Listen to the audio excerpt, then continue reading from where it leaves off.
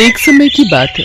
श्रीपुर नाम के एक गांव में रामेश्वर नाम का एक ब्राह्मण अपनी माँ के साथ रहता था। वो दिन रात भगवान शिव की भक्ति किया करता था। शिव नाम का जाप सदैव उसके मुख पर रहता था। ओम नमः शिवाय, ओम नमः शिवाय, ओम नमः शिवाय। रामेश्वर बेटा, आज भी तूने मुझे नहीं उठाया। खुद ही उठकर घर के सारे काम कर लिए, खीर भी भोग लगा दी तूने तो। हाँ मां, मैंने सोचा फटाफट से काम करके खीर बना लेता हूं। शिवजी भी खीर के इंतजार में बैठे होंगे। ये लो, भोग की खीर खाकर बताओ कैसी बनी है। रामेश्वर बेटा, इस खीर को तू बचपन से शिव जी को खिलाता आ रहा है। जब तेरे बापू जिंदा थे तब वो प्रसाद की खीर खिलाते थे और उनके जाने के बाद तूने ये नियम बना लिया। तेरी खीर बहुत ही स्वादिष्ट बनती है बेटे, और मुझे पता है भगवान शिव भी तेरे हाथों की खीर खाने के इंतजार में रहते होंगे। तभी तो मैं सुबह जल्दी उठकर सबसे पहले खीर ही बनाता हूं, ताकि भगवान शिव को भोग लगा सकूं। रामेश्वर का नियम था रोजाना सुबह जल्दी उठकर घर के सारे काम निपटाना और फिर भगवान शिव के भोग के लिए खीर का प्रसाद बनाना। ये कार्य पहले उसके पिता करते थे और पिता के जाने के बाद शिव जी की सेवा और खीर भोग की पूरी जिम्मेदारी रामेश्वर ने उठा ली। रामेश्वर को विश्वास था कि भगवान शिव उसके द्वारा खिलाई गई खीर को रोजाना ही खाते हैं।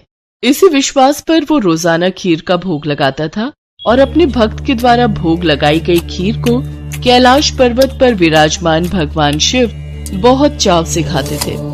स्वामी, क्या बात है, आपको तो आनंद ही आनंद है। आपके भक्त आपको प्रेम से इतने स्वादिष्ट व्यंजन खिलाते हैं और आपका भक्त रामेश्वर तो नियम के अनुसार आपको खीर का भोग लगाता है। लाइए, थोड़ी सी खीर मुझे भी दे दीजिए। रामेश्वर के हाथों की खीर बहुत ही स्वादिष्ट होती है।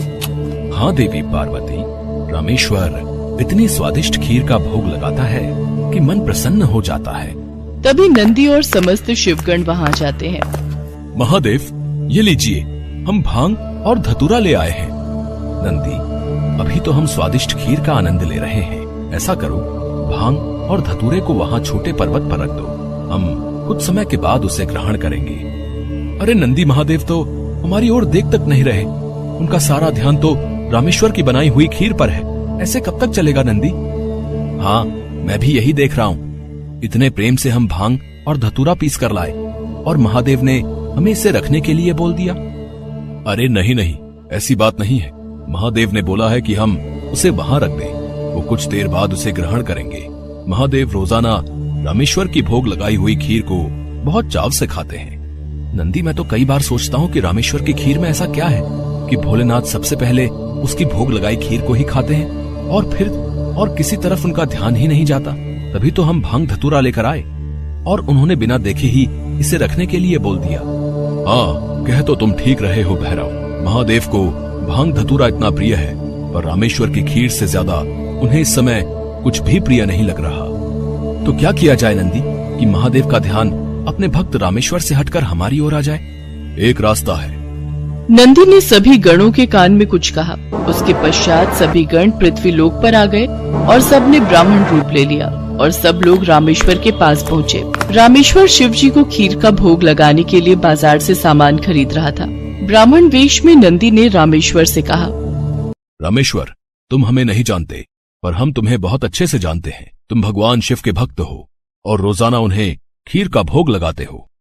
हाँ ब्राह्मण देव, आप तो सब कुछ जानते हैं। हाँ रामेश्वर, हम सब जानते हैं, इसीलिए तो हम तुम्हारे पास आए हैं। हमें पता है कि तुम महादेव के परम भक्त हो, पर तुम्हें पता है महादेव अब रोजाना खीर खाकर ऊब गए हैं। इसलिए अब तुम कुछ दिनों के लिए खीर का भोग रोक दो। तुम एक काम क्यों नहीं करते? तुम महादेव को सप्ताह में एक दिन खीर का भोग लगाया करो, जिससे महादेव को और अधिक स्वाद आएगा। अब महादेव को इतने सारे भक्त पूजते हैं। महादेव भी तो इतने सारे भक्तों के द्वारा दिए भोग को ग्रहण करते हैं। उनका पेट बहुत भर जाता है। अगर तुम उनको सप्ताह में एक दिन खीर का भोग लगाओगे तो उन्हें तुम्हारी खीर का इंतजार रहेगा और वो और अधिक आनंद से खीर खाएंगे। क्यों, हम सही कह रहे हैं ना? ये तो आप ठीक कह रहे हैं ब्राह्मण देव। इस विषय में तो मैंने कभी सोचा ही नहीं। अब मैं एक काम करता हूं, मैं सप्ताह में एक दिन ही भगवान को खीर का भोग लगाया करूंगा, ताकि वो और भी भक्तों का प्रसाद ग्रहण कर सकें और फिर उन्हें मेरी खीर का बेसब्री से इंतजार रहे। भोला भाला रामेश्वर शिवगणों की बातों में आ गया। शिवगण खुशी खुशी कैलाश वापस लौट आए। अब शिव जी रोजाना रामेश्वर की खीर का इंतजार करने लगे कि कब रामेश्वर उन्हें भोग लगाए और कब वो खीर का भोग खाए। पर कुछ दिनों तक रामेश्वर ने खीर का भोग बनाया ही नहीं, तो शिव जी को खीर कहाँ से मिलती। अब सप्ताह में एक दिन रामेश्वर ने खीर का भोग लगा दिया तो शिव जी ने खीर खा ली। फिर उसके बाद कुछ दिन और खीर नहीं मिली तो भगवान शिव सोच में पड़ गए। उन्होंने अपने नेत्र बंद किए और उन्हें सारी सच्चाई पता लग गई और भगवान शिव को गुस्सा आ गया। शिव जी को गुस्से में आया देख सभी गण उनके समक्ष हाथ जोड़कर खड़े हो गए। नंदी, श्रृंगी, वीरभद्र, भैरव, तुम सभी गण जानते भी हो कि तुमने क्या किया है। मेरे भक्त रामेश्वर के द्वारा भोग में अर्पित की गई खीर मुझे कितनी प्रिय है और तुमने उसे खीर का भोग रोजाना लगाने के लिए मना कर दिया।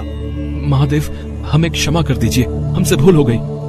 महादेव, जब हम आपको खीर खाता हुआ देखते थे तो हम यही सोचते थे कि आप हमारी ओर ध्यान नहीं दे रहे हैं। अच्छा, तो ये कारण है, पर तुम सब ये नहीं जानते कि मेरा प्रेम अपने सभी भक्तों पर एक समान है।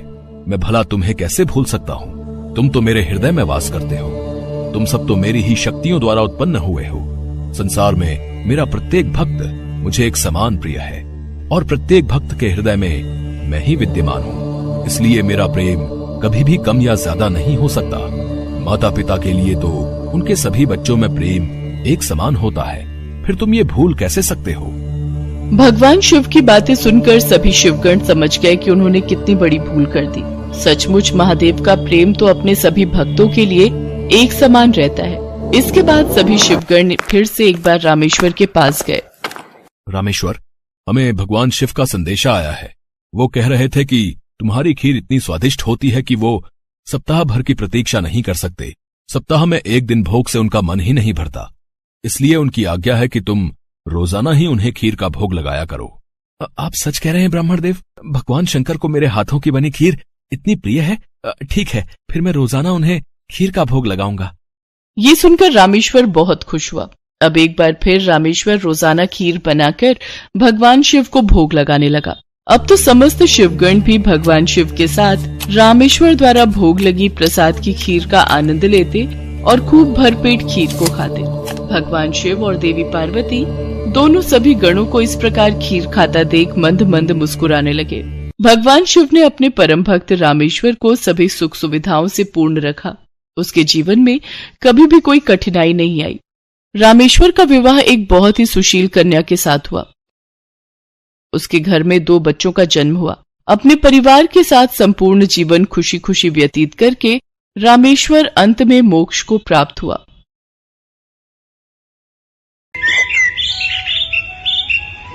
माँ पार्वती ने भगवान शिव से एक प्रश्न पूछा, जिसके बाद भोलेनाथ ने एक कथा सुनाई और अमर हो गया कबूतर का जोड़ा। उसी अमर कथा से जुड़ी है ये पौराणिक कथा। एक बार नारद मुनि कैलाश पर्वत पर भगवान शिव से मिलने पहुँचे। नारायण नारायण, प्रणाम माते। आइए देवर्षि नारद, कैसे आना हुआ? माते, मैं तो भगवान शिव और आपके दर्शन करने आया हूँ, पर महादेव कहीं दिखाई नहीं दे रहे। वे तो भ्रमण के लिए गए हैं, कुछ देर में लौटेंगे। देवर्षि नारद माँ पार्वती से वार्तालाप करने लगे। तभी उन्होंने माँ पार्वती से पूछा, माते, क्या आप अमर कथा के बारे में जानती हैं? अमर कथा? वो कौन सी कथा है? उसके बारे में तो मैं नहीं जानती। नारायण नारायण, माते, जब भगवान भोलेनाथ आएंगे तब आप उनसे इस बारे में पूछना। अच्छा माते, मैं चलता हूँ। नारायण नारायण। पार्वती माता सोच में पड़ गई कि ऐसी कौन सी कथा है जो स्वामी ने मुझसे नहीं कही। तभी भोलेनाथ कैलाश पर लौट आते हैं। माता पार्वती उनसे इस बारे में चर्चा करती हैं। प्रभु, आपने मुझे कभी अमर कथा के बारे में क्यों नहीं बताया? मुझे आज और अभी अमर कथा सुननी है। ठीक है देवी, मैं आपको आज अमर कथा सुनाऊंगा, परंतु उसके कुछ नियमों का पालन आपको करना पड़ेगा। अमर कथा के दौरान आपको एक क्षण के लिए भी सोना नहीं है। आप बीच बीच में हुंकार भरती रहना, ताकि मुझे आभास रहे कि आप कथा सुन रही हैं, क्योंकि मेरे नेत्र भी उस क्षण बंद रहेंगे। ठीक है स्वामी, मैं ऐसा ही करूंगी।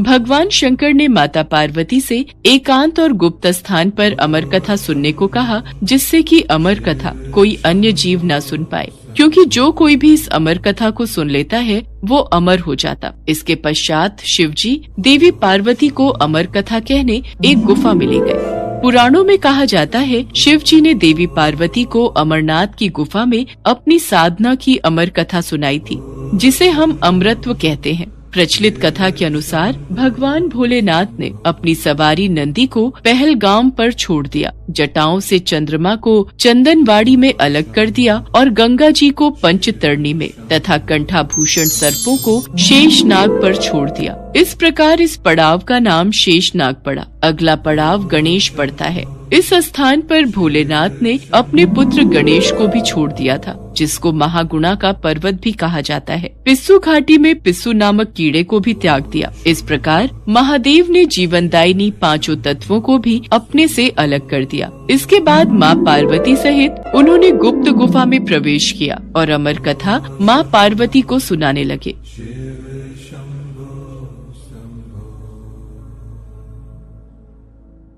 पर कथा सुनते सुनते देवी पार्वती को नींद आ गई और वो सो गईं, जिसका शिव जी को पता नहीं चला। भगवान शिव अमर होने की कथा सुनाते रहे। उस समय 2 सफेद कबूतर शिव जी से कथा सुन रहे थे और बीच बीच में गूं गूं की आवाज निकाल रहे थे। शिव जी को लगा कि माता पार्वती कथा सुन रही हैं और बीच बीच में हुंकार भर रही हैं। इस तरह दोनों कबूतरों ने अमर होने की पूरी कथा सुन ली थी। कथा समाप्त होने पर शिव जी का ध्यान देवी पार्वती की ओर गया, जो सो रही थी। अरे, देवी पार्वती तो गहरी निद्रा में है, तो फिर ये हुंकार कौन भर रहा था? अचानक महादेव की दृष्टि अमर कथा को सुनते उन कबूतरों पर पड़ी तो वे क्रोधित हो गए और उन्हें मारने के लिए आगे बढ़े। मेरे क्रोध से तुम दोनों को कोई नहीं बचा सकता। तुम्हें इसका दंड अवश्य मिलेगा। हे प्रभु, हमें क्षमा कीजिए। हमने अनजाने में ही भूल की और हमने आपसे अमर होने की कथा सुनी है। यदि आप हमें मार देंगे तो अमर होने की ये कथा झूठी हो जाएगी। इस पर भगवान शिव का क्रोध शांत हो गया। प्रभु, इन दोनों का इसमें कोई दोष नहीं। मैं गहरी निद्रा में सो गई थी। मैंने आपके आदेश का पालन नहीं किया, इसलिए इन दोनों को क्षमा कर दीजिए। भगवान शिव जानते थे कि अनजाने ही सही पर कबूतरों ने अमर कथा को सुन लिया था, इसलिए वे दोनों अमर हो चुके हैं। इस पर महादेव ने कबूतरों को जीवित छोड़ दिया। भगवान शिव के आशीर्वाद से वो कबूतर का जोड़ा अजर अमर हो गया। कहते हैं आज भी इन दोनों कबूतरों का दर्शन भक्तों को इस गुफा में प्राप्त होता है और तब से ये गुफा अमर कथा की साक्षी हो गई व इसका नाम अमरनाथ गुफा के नाम से प्रसिद्ध हो गया।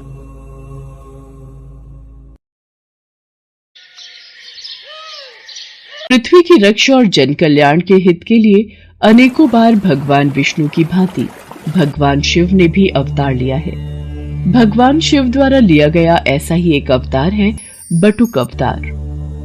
बटुक का अर्थ होता है छोटा बच्चा।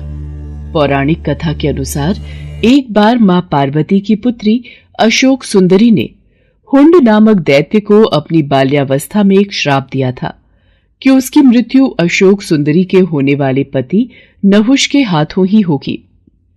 इसलिए बाल्यावस्था में ही हुंड ने नहुष का वध करने की योजना बनाई। मैं अशोक सुंदरी के श्राप को सिद्ध होने से पहले ही नष्ट कर दूंगा। मैं बाल्यावस्था में ही नहुष और अशोक सुंदरी का वध कर दूंगा।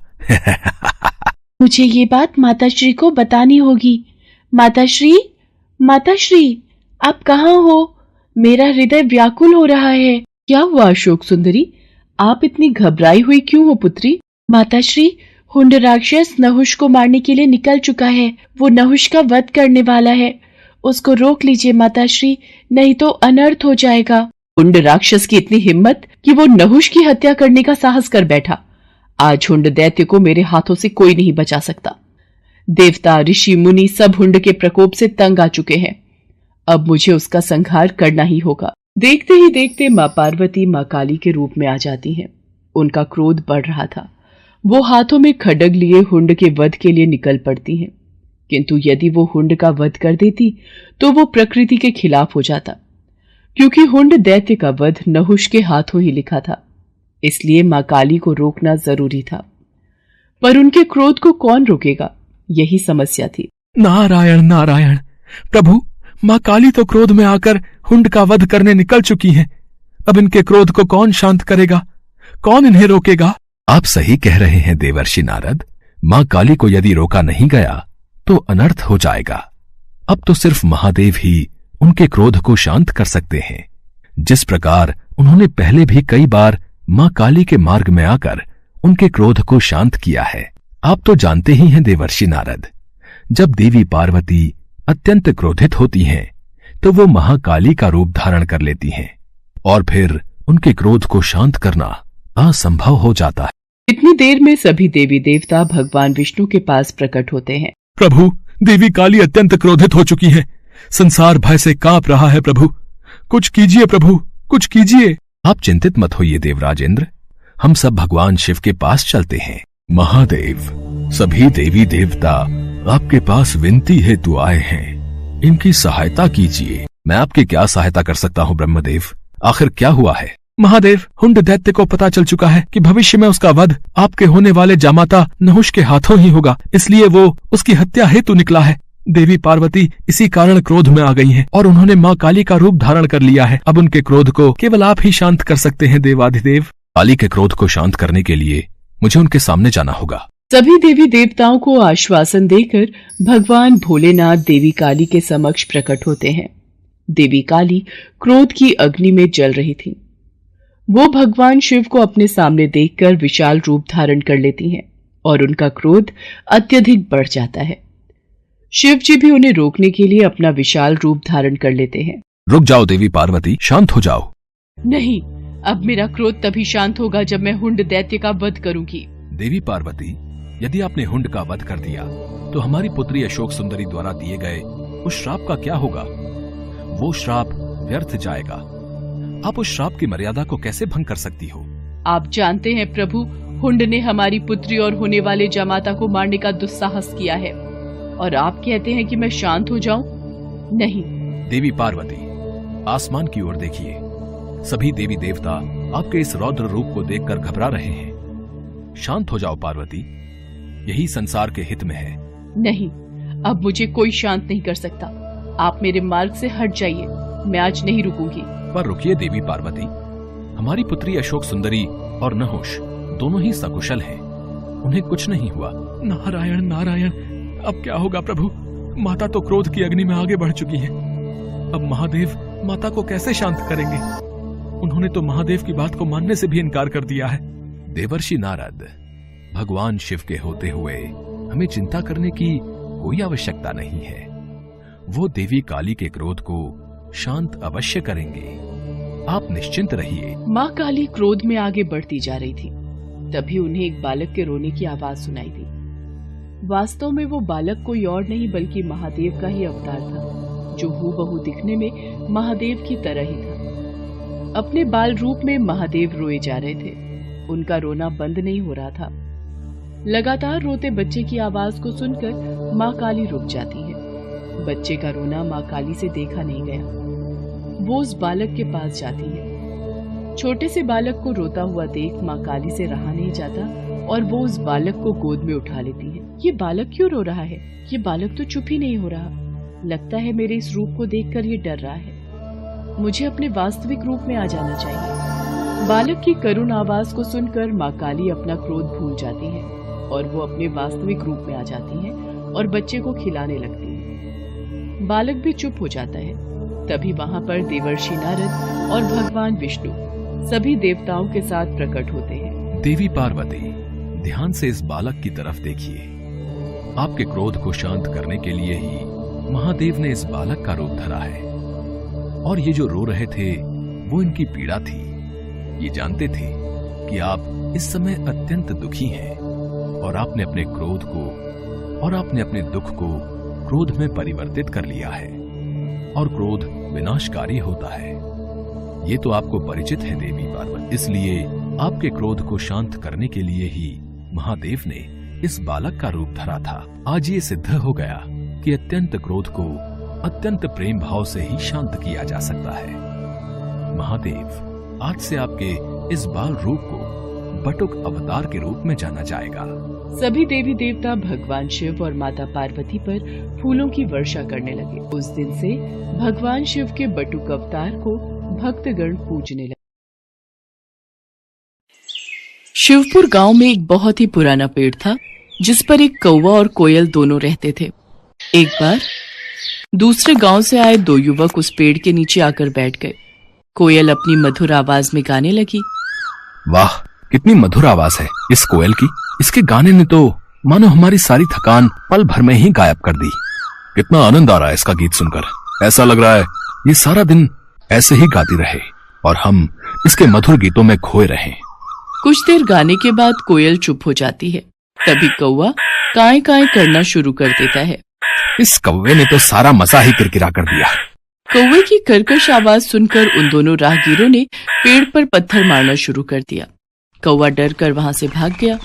कुछ देर बाद जब वो दोनों वहां से चले गए तब कौवा आकर उस पेड़ पर वापस बैठ गया। कौवा रोते हुए कोयल से कहने लगा, भगवान ने मेरे साथ बड़ा ही अन्याय किया है। ऐसा क्यों कहते हो? तुम्हारे साथ कौन सा अन्याय हुआ है? देखो ना बहन, एक तो भगवान ने मुझे इतना काला रंग दे दिया और ऊपर से आवाज भी कर्कश वाली दे दी। जहां भी बैठकर कुछ बोलना चाहूं तो लोग आवाज सुनकर पत्थर मारने लगते हैं। और एक तुम हो, भले ही तुम्हारा रंग काला हो लेकिन बोली इतनी मीठी है कि तुम्हें सभी सुनना चाहते हैं। तुम्हें कोई नहीं भगाता। यही तो विधाता का खेल है मेरे भाई। वो जिसे जैसा बनाता है उसे वैसे ही स्वीकार करना पड़ता है। तुम मुझे कोई ऐसा उपाय बताओ जिससे कि मेरी भी तुम्हारी तरह मधुर आवाज हो जाए। ये तो कोई नहीं कर सकता कि तुम्हें कोयल बना दे, सिवाय उस शिवजी भगवान के विधि विधान को बदलने की क्षमता तो केवल शिवजी के ही पास है। एक वही है जो ब्रह्मा जी के लेख में परिवर्तन कर सकते हैं। अगर तुम कैलाश जाकर शिवजी से प्रार्थना करो तो वो तुम्हारी सहायता जरूर करेंगे। कौवा वहां से उड़कर 2 दिन का सफर तय करके कैलाश शिवजी के पास पहुंच जाता है। प्रणाम प्रभु। कागराज, आज कैलाश किस कारणवश आना हुआ? इसके बाद कौवे ने अपनी सारी व्यथा शिवजी को सुना दी। उसकी कहानी सुनने के बाद शिवजी बोले, हे कागराज, तुम इतने दुखी ना हो। तुम जैसा चाहते हो मैं तुम्हें वैसा बना दूंगा, किंतु मैं चाहता हूँ कि कोयल बनने से पहले तुम एक बार कोयल से जाकर पूछ लो कि वो कितनी सुखी है। शिवजी की बात सुनकर कौवा कोयल के पास जा पहुंचा और उसको अपनी और शिवजी के बीच हुई सारी बात बता दी। फिर कोयल उससे कहने लगी, भैया, मेरी आवाज भले ही मीठी है पर रंग काला है। अंधेरे में मैं दिखाई नहीं देती। मुझसे अच्छी जिंदगी तो हंस की है जो कितना सफेद है। सभी देखना चाहते हैं उसे। सारा दिन सरोवर में रहता है, कितना सुंदर लगता है। हर कोई उसे देखना चाहता है। कोयल की बातें सुनकर कौवे का मन बदल गया और वो फिर शिवजी के पास पहुंचा। प्रभु, अब मुझे कोयल नहीं बनना। वो तो अपनी जिंदगी से खुश नहीं है, किंतु हंस जरूर अपनी जिंदगी से खुश होगा। ठीक है, मैं तुम्हें जरूर हंस बना दूंगा, पर एक बार जाकर तुम हंस से पूछ कर आओ कि वो कहीं अपनी जिंदगी से दुखी तो नहीं है। कौवा एक बार फिर उड़कर हंस के पास पहुंचा। भाई, मैं तुमसे कुछ पूछना चाहता हूँ। पूछो भाई, क्या पूछना चाहते हो? तुम तो अपनी जिंदगी में बहुत खुश होगी ना? नहीं भाई, मुझे हमेशा डर लगा रहता है कि कहीं कोई मेरा शिकार न कर ले। लेकिन तुम्हारा शिकार कौन करेगा? आजकल हर कोई पानी में रहने वाले पशु पक्षियों को मारकर खा लेते हैं। मुझे तो हर समय यही डर लगा रहता है कि कहीं कोई मुझे मार न दे। यही मेरी जिंदगी है। सच कहूं तो जिंदगी तो तोते की अच्छी होती है, हरा हरा रंग और लाल लाल चोंच। हंस की बात सुनकर कौवा तोता बनने की ख्वाहिश पाल लेता है और वो शिवजी के पास जाकर कहता है, प्रभु, मुझे तोता बना दीजिए। कागराज, तुम एक बार तोते से जाकर पूछो कि कहीं उसको भी अपनी जिंदगी से कोई शिकायत तो नहीं है। उसके बाद कौवा तोते के पास चला जाता है और उससे पूछता है, दोस्त, तुम तो अपनी जिंदगी में बहुत खुश हो गए। तुम्हें कोई शिकायत नहीं होगी। तुम अपनी इस चोंच से स्वादिष्ट खाना खाते हो। हरा हरा सा खूबसूरत रंग है तुम्हारा। लाल लाल सुंदर सुंदर चोंच है तुम्हारी। देखने में कितने सुंदर हो। सब लोग तुम्हें मिट्ठू कहकर बुलाते हैं। दोस्त, मेरी सुंदरता ही तो मेरी जान का कारण है। मुझे हमेशा डर सताता रहता है कि कहीं कोई मुझे पकड़कर पिंजरे में ना बंद कर दे, मेरी आजादी ना छीन ले। असली सुंदरता तो मोर के पास है। सुंदर सुंदर पंख, और जब वो नृत्य करता है तो कितना सुंदर लगता है। तोते की बात सुनने के बाद कौवा शिवजी के पास गया और बोला, प्रभु, ना ही मुझे हंस बनना है और ना ही तोता। कृपा करके मुझे मोर बना दीजिए। मोर तो अपनी जिंदगी से बहुत खुश होगा। कागराज, तुम एक बार मोर से भी पूछ लो, उसे कहीं अपनी जिंदगी से कोई शिकायत तो नहीं है। कौवा मोर को ढूंढने गया, लेकिन वो उसे कहीं दिखाई नहीं दिया। फिर वो उसे चिड़ियाघर में मिलता है। भाई, तुम दिखने में कितने सुंदर हो। जब तुम नाचते हो तो तुम्हारी खूबसूरती में चार चांद लग जाते हैं। लोग तो तुम्हारे साथ फोटो खींचने में कितने खुश रहते हैं। और एक मैं काला कलूटा, अगर मैं किसी की छत पर भी बैठ जाऊं तो वो मुझे वहां से भगा देते हैं। अरे काहे की सुंदरता, इसी सुंदरता के कारण तो आज मैं पिंजरे में कैद हूँ। अगर बाहर रहता हूँ तो हर समय डर रहता है कि कब न जाने कौन आकर मेरे पंख नोच ले, कहीं कोई मेरा शिकार न कर ले। सबसे अच्छी जिंदगी तो तुम्हारी है, ना ही तुम्हें कोई पकड़ता है और ना ही तुम्हारा शिकार करता है। अपनी आजादी में रहते हो, लेकिन फिर भी न जाने क्यों तुम्हें खुद से शिकायत रहती है कि तुम्हारा रंग काला है और आवाज बेकार है। सच कहूँ तो यही तुम्हारा सुरक्षा कवच है। मैं तो ईश्वर से प्रार्थना करता हूँ कि अगले जन्म में मुझे कौवा ही बनाए। मोर की बातों को सुनकर अब कौवे को समझ में आ चुका था कि ईश्वर वही करता है जो तुम्हारे लिए अच्छा होता है, ना कि वो जो तुम्हें पसंद हो। ये सोचकर कौवा फिर शिवजी के पास पहुंचा और कहने लगा, प्रभु, मुझे ना तो तोता बनना है, न कोयल, न हंस और न मोर। मैं जैसा हूँ मैं वैसा ही ठीक हूँ प्रभु। शिवजी उसकी बातें सुनकर हंसते हैं और कहते हैं, कागराज, यही तो मैं तुम्हें समझाना चाहता था। हमें किसी से खुद की तुलना नहीं करनी चाहिए, क्योंकि वो हमेशा दुख का कारण ही बनती है और हर कोई अपने आप में श्रेष्ठ है। अब कौवे को सारी बात समझ आ चुकी थी। वो शिवजी से आज्ञा लेकर खुशी खुशी वापस कोयल के पास लौट जाता है। भगवान शिव को ये बात पता नहीं थी कि उनका एक पुत्र है जिसका निर्माण माता पार्वती ने किया है। भगवान शिव माता पार्वती से मिलने आने वाले होते हैं। ये खबर सुनकर माता पार्वती स्नान करने चली जाती हैं, लेकिन उस समय कोई गुण उपस्थित न होने के कारण वो गणेश को बाहर पहरेदारी के लिए खड़ा करके जाती हैं कि कोई अन्य अंदर प्रवेश न कर सके। इसके पश्चात भगवान शिव वहां पहुंचते हैं और अपनी गुफा में जाने का प्रयास करते हैं। गणेश जो द्वार पर पहरेदारी कर रहे होते हैं, वो शिव जी को अंदर जाने से रोकते हैं। शिव जी को आश्चर्य होता है कि ये बालक कौन है जो उन्हें उनके ही निवास स्थान पर जाने से रोक रहा है। कौन हो तुम धूर्त बालक, जो इस तरह से बात कर रहे हो? हम स्वयं ही भीतर जाकर देवी पार्वती से पूछते हैं, ये कौन बालक हमारे द्वार पर हमारा रास्ता रोककर खड़ा है? रुकिए, आपको भीतर जाने की अनुमति नहीं है। मेरी माताश्री का आदेश है कि कोई भी भीतर न जाने पाए, और जब तक वो नहीं कहती मैं किसी को भी इस महल के भीतर नहीं जाने दूंगा। बालक, हमें क्रोध मत दिलाओ, हमारे सामने से हट जाओ, वरना हमारे क्रोध को तुम नहीं जानते हो। और आप मुझे नहीं जानते, मेरे होते हुए इस द्वार को कोई नहीं लांघ सकता। तो फिर आज हमारे हाथों तेरा वध होगा। ले बचा अपने आप को हमारे इस वार से। अच्छा, तो आप युद्ध करना चाहते हैं तो ये भी हो जाए। इसी बात पर गणेश जी और शिव जी में युद्ध प्रारंभ हो जाता है। युद्ध में भगवान शिव अपने त्रिशूल से गणेश का सिर धड़ से अलग कर देते हैं। सभी देवता भी वहां उपस्थित होते हैं और उन्हें भी इस बात का अंदाजा नहीं होता है कि गणेश कौन है। सबकी आवाजें सुनकर माता पार्वती बाहर आती हैं और ये देखती हैं कि उनके पुत्र का धड़ अलग और सिर अलग है। माता पार्वती क्रोध से भर गई और शेर सवारी माँ दुर्गा के रूप में आ गई। उन्होंने अपनी सभी शक्तियों को प्रकट कर प्रलय मचाने का आदेश दिया। शैलपुत्री, ब्रह्मचारिणी, कुष्मांडा, स्कंद माता, कात्यायनी, कालरात्रि, महागौरी, सिद्धिदात्री, मेरे 9 रूप, मेरी 9 शक्तियां प्रकट हो।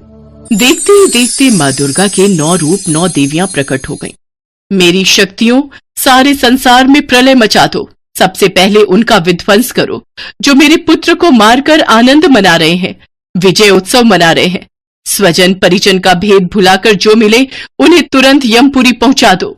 जो आज्ञा मातेश्वरी। सभी देवी शक्तियां संपूर्ण कैलाश सहित पूरे ब्रह्मांड में विध्वंस करने लगी। संपूर्ण ब्रह्मांड में कोलाहल मच गया। सभी ऋषिगण और देवतागण माता से प्रार्थना करने लगे।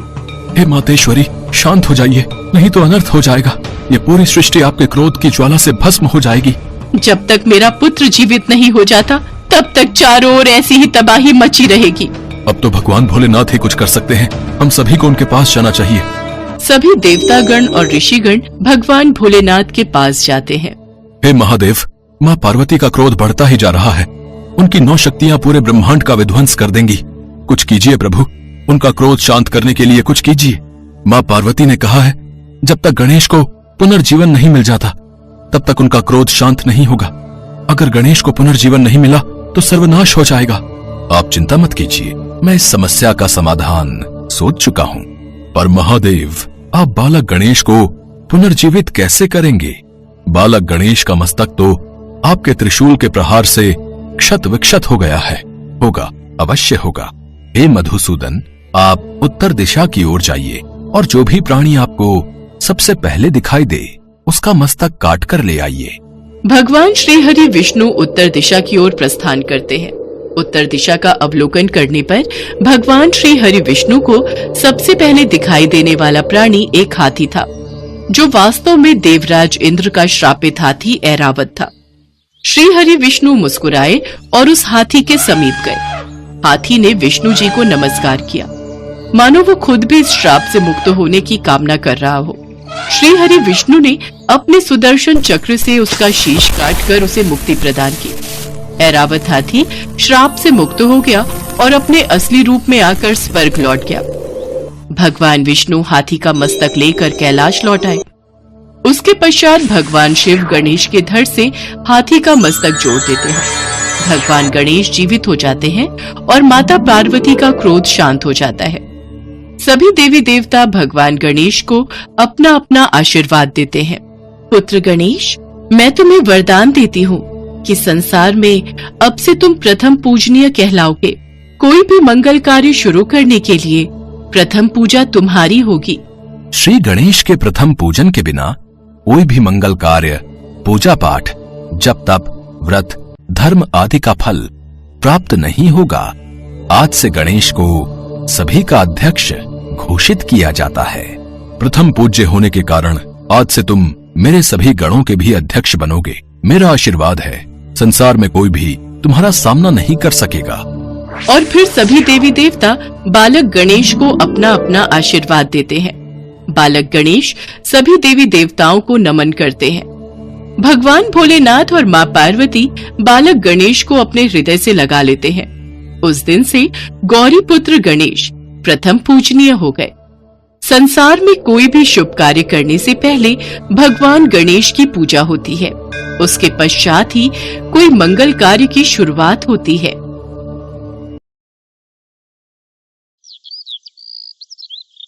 एक बार माँ पार्वती कैलाश पर भ्रमण कर रही थी। तभी उनकी नजर पृथ्वी लोक पर पड़ी। सेठ जी, ये माल गाड़ी में से उतार दिया है। ये ले, तेरे आज की कमाई के 200 रुपए। पूरा दिन मेहनत करके सिर्फ ये 200 रुपए ही कमाई हुई है। अब इसमें से 50 रुपए दूध के, 50 रुपए सब्जी के, बाकी बचे 100 रुपए जो पूरे 3 दिन चलाने हैं। ये हो गए पूरे 50,000 रुपए। इन्हें तिजोरी में रख देता हूँ। नहीं भैया, ये बहुत महंगी साड़ी है, कोई सस्ती सी दिखा दो। हाँ, ये 150 रुपए वाली ठीक है। भैया, ये तीनों साड़ी पैक कर दो। ये लो 5,000 रुपए। माँ पार्वती गरीब और अमीर दोनों को देख रही थी। आखिर जिसे जो चाहिए उसे मिलता नहीं, और जिसके पास पहले से हो उसे और मिल जाता है। इस प्रश्न का उत्तर तो महादेव ही दे सकते हैं। धरती का ये नजारा देखकर माँ पार्वती भगवान शंकर के पास जाती है। महादेव, मैंने देखा है कि धरती पर जो व्यक्ति पहले से ही गरीब और दुखी है उसे और ज्यादा दुख मिलता है, और जो सुख में है आप उसे दुख नहीं देते। ऐसा क्यों? भगवान, ये आपकी कौन सी लीला है? देवी पार्वती, इस बात का उत्तर जानने के लिए आपको हमारे साथ धरती पर चलकर वहां के प्राणियों का हाल चाल जानना होगा। वहीं इस प्रश्न का उत्तर आपको प्राप्त होगा।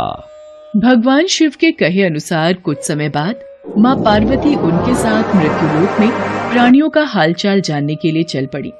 तभी रास्ते में उन्हें एक गरीब पति पत्नी जाते दिखाई दिए। उर्मिला, कुछ समझ नहीं आ रहा, हमारी गरीबी के दिन कब दूर होंगे। वो चंदन ने फिर एक नई जमीन खरीद ली। सबका भाग्य एक सा नहीं होता है जी। उसके भाग्य में अमीर बनना लिखा है, हमारे में नहीं। भगवान की इच्छा होगी तो हम भी अमीर बन जाएंगे।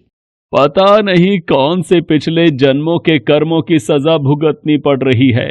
न जाने कौन से बुरे पाप किए थे। हे महादेव, आप इन दोनों पति पत्नी को कुछ ही पलों में अमीर बना सकते हैं। मेरे कहने पर आप इन्हें अमीर बना दीजिए। ये बेचारे कितने दुखी हैं। देवी पार्वती, इन दोनों के भाग्य में अभी अमीर बनना नहीं लिखा है। महादेव, जब हम इन्हें धन दे देंगे तो इनकी गरीबी दूर हो जाएगी, फिर ये भी अमीर और सुखी हो जाएंगे। कृपया करके आप इनकी मदद कीजिए प्रभु। देवी पार्वती, मैं तुम्हारी इच्छा अनुसार इन्हें धन प्रदान कर देता हूँ, पर उसका मिलना या ना मिलना कर्मों पर निर्भर करता है। पार्वती जी के कहने पर भगवान शिव ने सोने की अशर्फियों से भरी एक पोटली उस रास्ते में डाल दी। पोटली से कुछ दूरी पर उर्मिला की नजर गुजरते हुए एक अंधे व्यक्ति पर पड़ी। सुनो जी, हम तो गरीब हैं इसलिए दुखी हैं, पर ये सामने व्यक्ति तो नेत्रहीन है। एक बात समझ नहीं आई, ये नेत्रहीन लोग कैसे जीवन व्यतीत करते होंगे? हाँ, बड़ी मुश्किल होती होगी उर्मिला इन बेचारे नेत्रहीन लोगों को। चलो आज हम भी अंधों की तरह चलकर देखते हैं, देखें ये कैसे जीवन जीते हैं। उर्मिला और सूरज आंखें बंद कर एक दूजे का हाथ थामे चलने लगे। सोने की अशर्फियों की पोटली रास्ते में ही पड़ी रह गई और वे दोनों करीब से गुजर गए। भगवान शिव बोले, देखा देवी पार्वती, इनके भाग्य में अभी गरीबी ही लिखी है। हम कुछ दिन धरती पर ही रहेंगे। यहाँ मनुष्य रूप में रहकर मैं तुम्हारे मन की सभी शंकाओं को दूर करना चाहता हूँ। भगवान शिव और देवी पार्वती ने मनुष्य का रूप धारण किया और पति पत्नी के रूप में एक गांव के पास डेरा जमाया। शाम के समय देवी पार्वती भगवान शिव से बोली, स्वामी, मैं रसोई की तैयारी शुरू करती हूँ। यहाँ पृथ्वीलोक में यदि हम रहने आ ही चुके हैं तो हमें भोजन की भी व्यवस्था करनी होगी। मैं चूल्हा बनाने की तैयारी करती हूँ, आप तब तक भोजन बनाने की सामग्री ले आइए। माँ पार्वती चूल्हा बनाने के लिए बाहर से ईंटें लेने गई। चूल्हा बनाने के लिए मुझे ईंटों की जरूरत है। ये एक जर्जर और टूटा मकान दिखाई दे रहा है। इसकी ईंटें मेरे काम आ जाएंगी, यही ले लेती हूँ। चूल्हा तो तैयार कर लिया, महादेव आते ही होंगे। अरे आप आ गए, ये देखिए मैंने चूल्हा तैयार कर लिया। पर आप खाली हाथ क्यों लौट आए स्वामी? भोजन कैसे बनेगा? देवी पार्वती, अब सामग्री की कोई आवश्यकता नहीं है, क्योंकि जिस प्रश्न का उत्तर ढूंढने के लिए आप आई थी वो आपको स्वयं मिल गया। मैं कुछ समझी नहीं स्वामी, मेरे प्रश्न का उत्तर मेरे समक्ष ही है। हाँ देवी पार्वती, आप यही जानना चाहती है ना कि इस पृथ्वी पर क्यों गरीब लोग ज्यादा परेशान होते रहते हैं। अच्छा ये बताइए, आप इस चूल्हे को बनाने के लिए ईंटें कहाँ से लेकर आई हो? प्रभु, इस गांव में बहुत से ऐसे घर भी हैं जिनका रखरखाव सही ढंग से नहीं हो रहा है। उन पुराने घरों की जर्जर हो चुकी दीवारों में से मैं ईंटें निकाल कर ले आई। इसका मतलब जो घर पहले से खराब थे आपने उन्हें और खराब कर दिया, जबकि आप मजबूत घरों की दीवारों से भी तो ईंटें ला सकती थी। प्रभु, जो घर अच्छे और सुंदर दिख रहे थे उस घर के लोगों ने अपने घरों का रखरखाव बहुत अच्छी तरह किया है। ऐसे में उन सुंदर घरों को बिगाड़ना मुझे उचित नहीं लगा। देवी पार्वती, कुछ दिन पहले पूछे आपके प्रश्न का उत्तर भी यही है। जिन लोगों ने अपने जीवन को अच्छे कर्मों से सुंदर बना रखा है, उन्हें दुख कैसे हो सकता है? इस संसार में हर मनुष्य अपने कर्मों का ही फल पाता है। सबके पास सब कुछ नहीं होता। मनुष्य के पिछले जन्मों का कर्म उसे इस जन्म में भुगतना ही पड़ता है, और यदि वो अपने इस जन्म और आने वाले अन्य जन्मों को सुखी बनाना चाहता है तो हमें सदैव ही पुण्य कार्य करते रहना चाहिए, ताकि हमारे कर्म उसमें जुड़ते रहें। आपको ज्ञात है वो मार्ग में उस दिन एक नेत्रहीन व्यक्ति। हाँ स्वामी, मुझे ज्ञात है। वो देखिए देवी पार्वती, उसके पास धन दौलत ऐशो आराम की कोई कमी नहीं है, परंतु उसकी आंखों का इलाज नामुमकिन है। ये उसके पिछले जन्म के कर्मों से जुड़ा है। उसने पिछले जन्म में जानबूझकर किसी निर्दोष की आंखों की रोशनी छीन ली थी, इसलिए ये इस जन्म में नेत्रहीन हो गया। पर इसके कुछ पुण्य कार्यों की वजह से ये अमीर बना। और वो गरीब पति पत्नी स्वामी? देवी, वो दोनों पिछले जन्म में एक कंजूस अमीर सेठ सेठानी थे, जो कभी भी कोई दान पुण्य नहीं करते थे। इसलिए इस जन्म में उन्हें गरीबी और दुख मिला। पर इन दोनों के अच्छे कर्म इनका आगे का जीवन सुखी बना सकते हैं। इस पृथ्वी पर कोई भी मनुष्य पूरी तरह से सुखी नहीं है देवी। हर मनुष्य के पास कोई न कोई दुख और समस्या है। मुझे उत्तर मिल गया है स्वामी। इस पृथ्वी पर सुखपूर्वक जीवन यापन करने के लिए मनुष्य को अपने द्वारा अच्छे कर्म करने चाहिए, ताकि उसे उसके पिछले बुरे कर्मों का फल न भुगतना पड़े, और फिर अपने प्रश्नों का उत्तर पाकर देवी पार्वती भगवान शंकर के साथ अपने रूप में आकर कैलाश वापस लौट गईं।